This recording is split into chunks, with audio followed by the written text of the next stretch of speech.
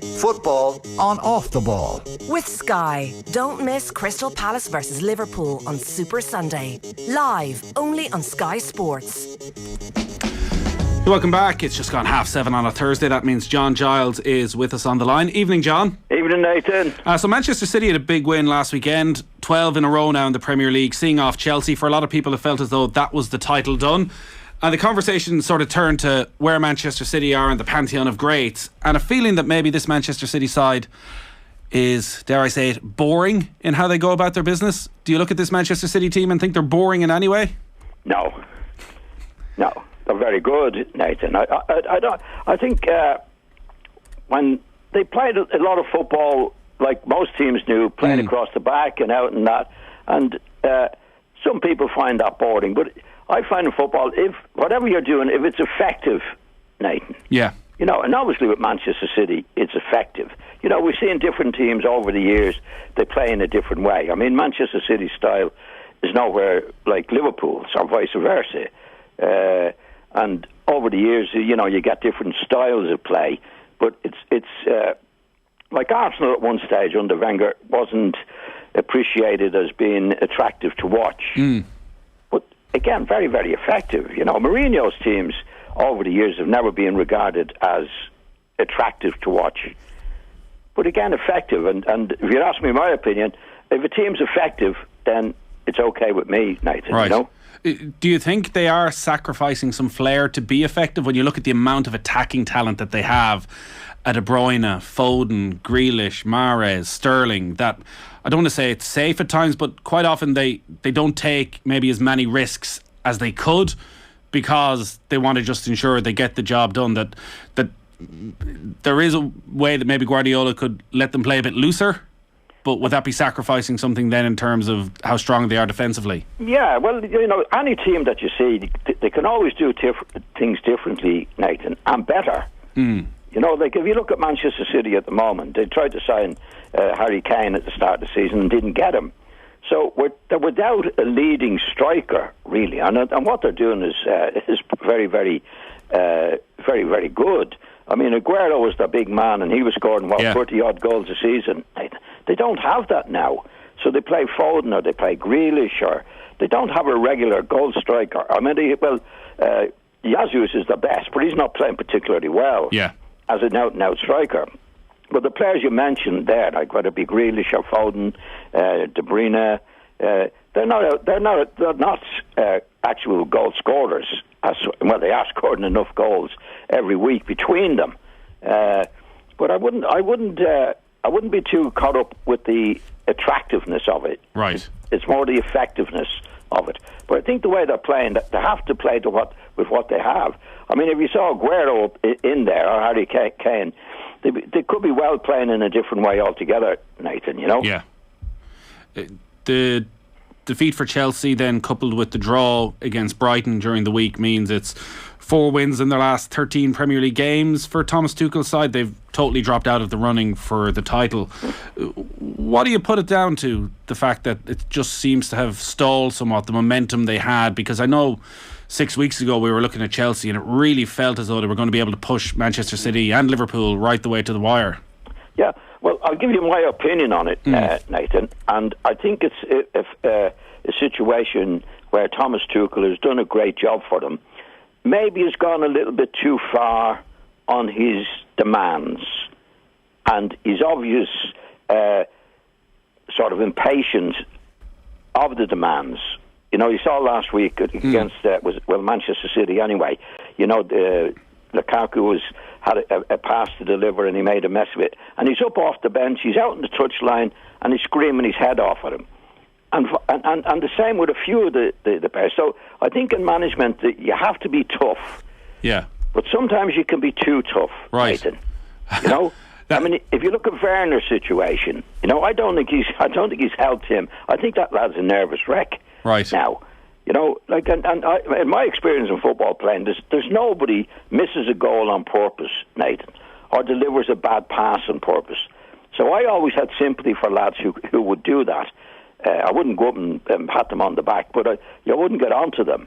You know, now what you would do in a match, say one of them, the centre forwards, in my case, if it was Mick Jones, and he lost the ball and he wasn't making an effort to get him back, then you'd have a real go at him, or anybody else on the pitch doing that. But if anybody delivers a bad pass, that can happen to everybody, you know, or anybody on the pitch. You know, I've seen some great players have a bad day.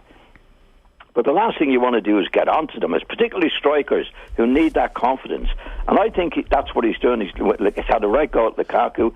And last week against Manchester City, he was up off the bench a few times and he was screaming and he was shouting. And that, in my opinion, that doesn't help players.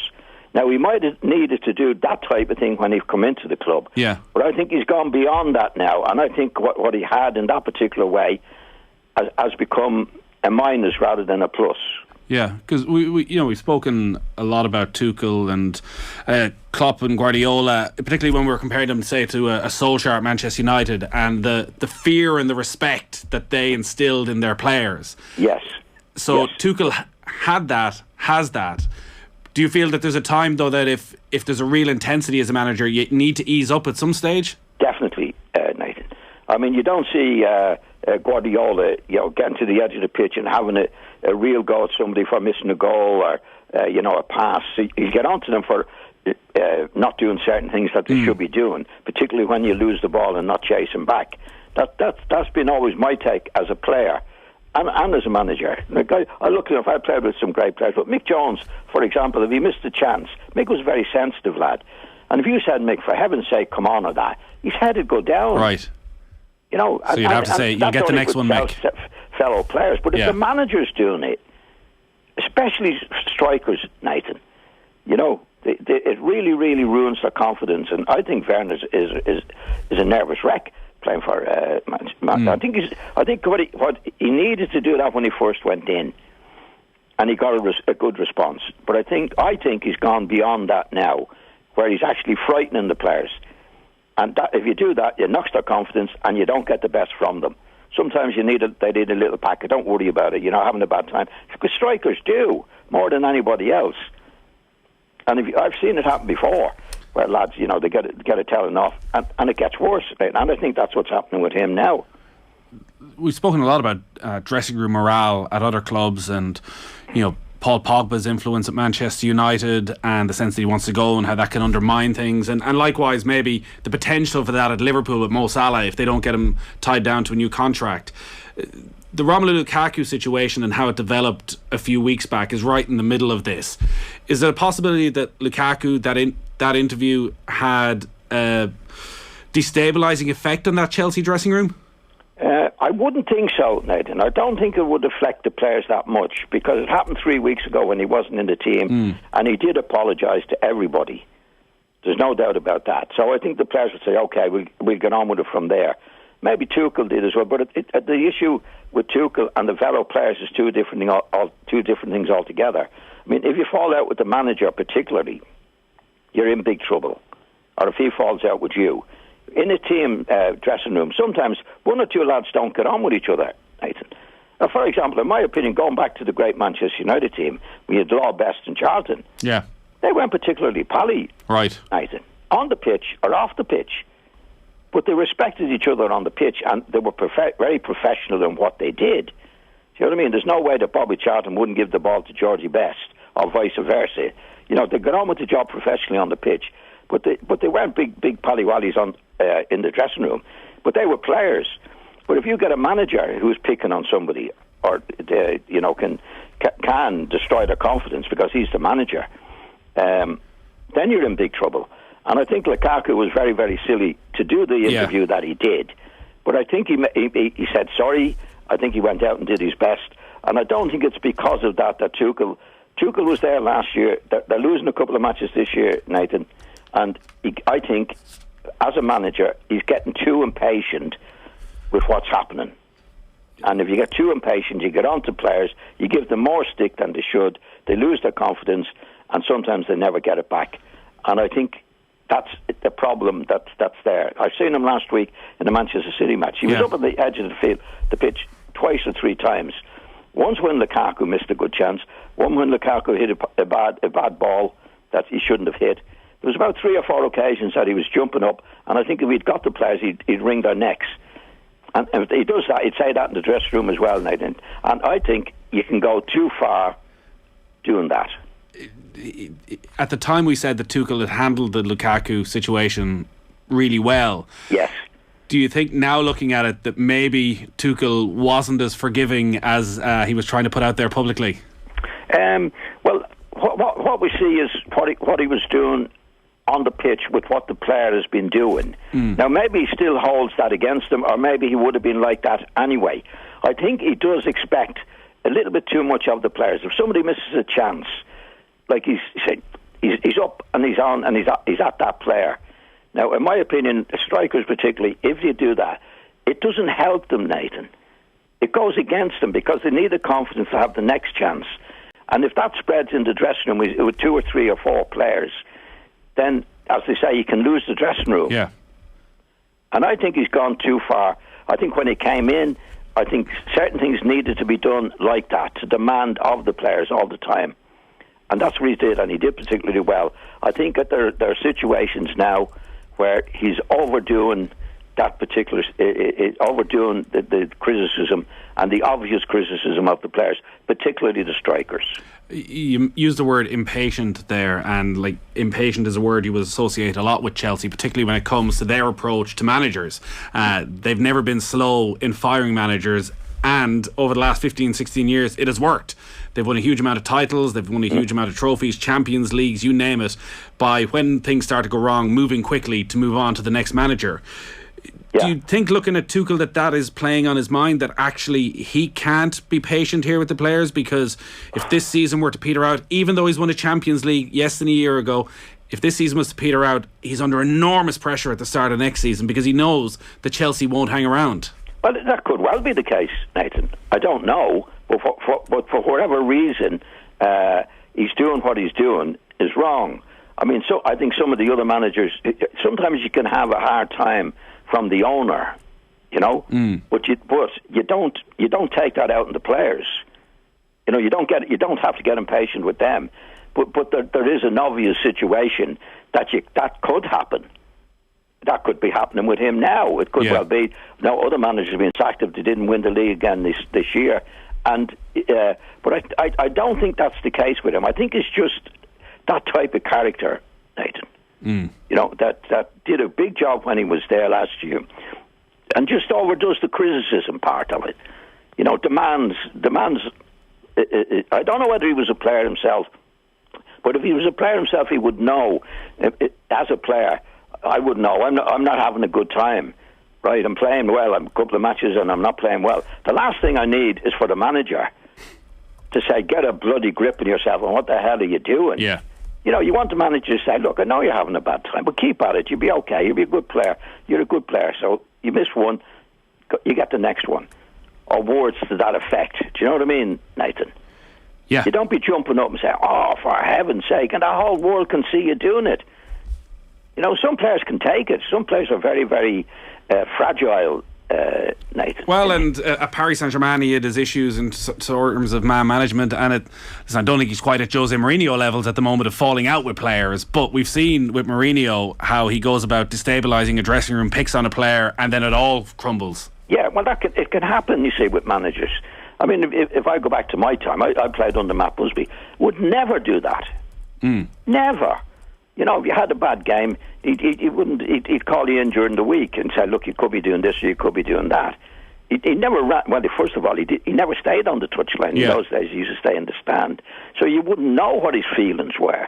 He might be raging sometimes at players, but you wouldn't know that, and he certainly wouldn't do it publicly. Now, he was well able to give you telling off for certain things that you should be doing, you know, but it wouldn't be in front of anybody else. And in Tuchel's case, I saw him last week in that particular match, and he was out on the touchline. Every time a player made a mistake, particularly the forwards, he was out on the touchline, you know, holding his head and making it known that he wasn't pleased about it. But you have to keep that to yourself, in my opinion, as a manager. Don't make it public. So, on the rare occasions that John Giles gave the ball away in the middle of midfield, Don Revie wasn't roaring and shouting at you, head in his hands? No, never. Never. I mean, there'll be certain things he'd give me a telling about afterwards. You know, like, you should have done this, John, you should have done that. But that'd be in the privacy of the dressing room. There's lots of rows in the dressing room that nobody knew about. But he'd never make it public on the pitch. Did Don Revie ever raise his voice? Oh, yeah. Yeah? You mean on the pitch or in the dressing room? Either. Oh, yeah. Yeah? Oh, yeah. And Matt Busby would as well. Right. You know, but that would be in the privacy of the dressing room. Yeah, they pick their moments. It wouldn't be a situation where he was demeaning you in front of the players or saying, how did you miss that chance? Do you know what I mean? There'd be none of that. He'd say, you should have more confidence, or you should do this, a bit more concentration. But he wouldn't be giving you telling off. Yeah. Because he knew. He was a very wise man, Matt Busby, in terms of management, in the way in which he managed. I mean, he had the total respect for him. But there was very, very little shouting or bawling with him. You know, a word from him was enough. You know what I mean? You knew. All our football coverage is brought to you by Sky. It is an unmissable Super Sunday with Chelsea up against Tottenham. That one is live on Sky Sports. Manchester United, the dressing room dynamic there is interesting. From a week ago where Cristiano Ronaldo was being, I think, quite critical of some of the younger players in the squad, how maybe they weren't too grateful for any advice that he was looking to give them. And then last night, Cristiano Ronaldo's taken off with 20 minutes to go, and firstly doesn't look particularly happy about it, and is involved in an interesting looking conversation on the sideline with his manager Ralph Rangnick. I think Rangnick's handled it quite well so far and has played it down. Should you be reading anything into it? Well, it might well be that that's the way of doing it. I mean, there's no player should be speaking out in the papers publicly about fellow players ever. You know, Ronaldo's saying, well, they're not listening to me, they're not listening to that. And what it looks like is, none of this is my fault. And Maguire had a thing in the paper last week saying, this is what we should be doing, this is what we should be doing this, we're not doing this, we're not that. And that's saying, more or less saying, I'm okay, but it's all the rest of you guys. And it's no surprise either. He was left out of the team the last couple of weeks. The sense when Ronaldo came in was that he would be a Cantona-like figure for the younger players, that his work ethic, the way he went about his training would be such an inspiration, that he would bring all these players, the talented players they have, such as the Rashford and Greenwoods, to another level. That clearly hasn't happened on the pitch. Do you think they may look at Ronaldo not in the way that Ronaldo wants them to? No, I think if a player's doing what he's saying he's doing, like to help the young players and that's on the pitch. You have to help them, Nathan, and off the pitch. Do you know what I mean? But and you go back to Ronaldo's time when he was first at Manchester United. He was one of the young fellas, right? Playing in a really, really good team. This is not a really good team. This is where all the young players need as much help as they possibly can get. And I never see Ronaldo on the pitch actually helping any of those players. Right. Because that was the point he made last week, that when he was there as a young player, it was sort of drilled into him from the Roy Keane type figures as to what it meant to be a Manchester United player and to help him develop, and that he wants to be that player, but that the younger players don't really want it. I don't see that. Nathan. I see that as I'm doing it and they're not doing it. Right. That, to be quite honest. You know, I just do not see, and when I'm looking at the pitch now, or looking at the match now, I don't see Ronaldo as doing that. And I don't think he's the type of individual that does that. I think Ronaldo has always looked after himself, Nathan, and it's one of the reasons that made him such a great goal-scoring individual on the pitch. But I never saw him as a helper on the pitch of other players, young or old, to be quite honest. Did Rangnick handle it the right way last night? Yeah, he did. I mean, why, like Ronaldo was saying, why me? Why am I going off? Why am I going off? Well, the fact that they went on to win the match well in the end. And managers have to do that, no matter who it is, right? At this particular stage, I think they were 2 up. Right, this is what I do now. That can happen, you know? But I don't think it was ever happened to Ronaldo before. Yeah. United obviously won the game last night. Convincingly in the second half, though Brentford were all over them in the first half. Yeah. Like, any signs of a breakthrough of something different happening for Rangnick last night? Not really, Nathan. I mean, in the first half, they could have been 2 or 3 down at that stage. Now, the goalkeeper's been brilliant this season. Actually, I think he saved more balls than three of the goalkeepers put together. So he's kept them in matches under whether it be the new manager or Solskjaer. Can you see any change since Rania came in? Not really. I don't. That's what I'm amazed at. Like when I was reading his stuff, it was about high pressing. Most of the thing, he was the architect of the high pressing game, right? Now, you see Manchester City playing. That's high pressing. And some of the other clubs, but particularly Manchester City, are brilliant at it. Now, since he's come into Manchester, I haven't seen them do that once. I haven't seen a high press once. Yeah. In any of the games, teams have been well able to play. Teams have beaten them. They played well. They did well in the second half the other night, but they didn't dominate the game in a way that you could see. If you look at anybody pressing, Manchester City are the ones to watch in that. But I haven't seen anywhere near that this pressing game for Manchester United at all. Yeah. Yeah, it's same old story. It feels moments of magic here and there saving Manchester United. We got to wrap it up there, John. It's Arsenal 0, Liverpool 0, 5 minutes gone in the Carabao Cup. Caoimhín Kelleher starting, so that's good news from an Irish point of view. And Arsenal have they hit the crossbar to Kelleher save it? I think a little bit of both from a free kick right at the start of that game, but still scoreless on the night. And on aggregate, actually, was a brilliant save from Caoimhín Kelleher to deny Alexandre Lacazette. So we'll reflect on that and much more besides next Thursday. John, great stuff as always. Thanks, Nathan. All right, we'll keep you up to date with that on the football show. We'll have a big focus on Everton as well, but still scoreless. But Arsenal starting that game really well, and lots more to come just after these. Football on Off the Ball. With Sky, it's an unmissable Super Sunday with Chelsea versus Tottenham. Live, only on Sky Sports.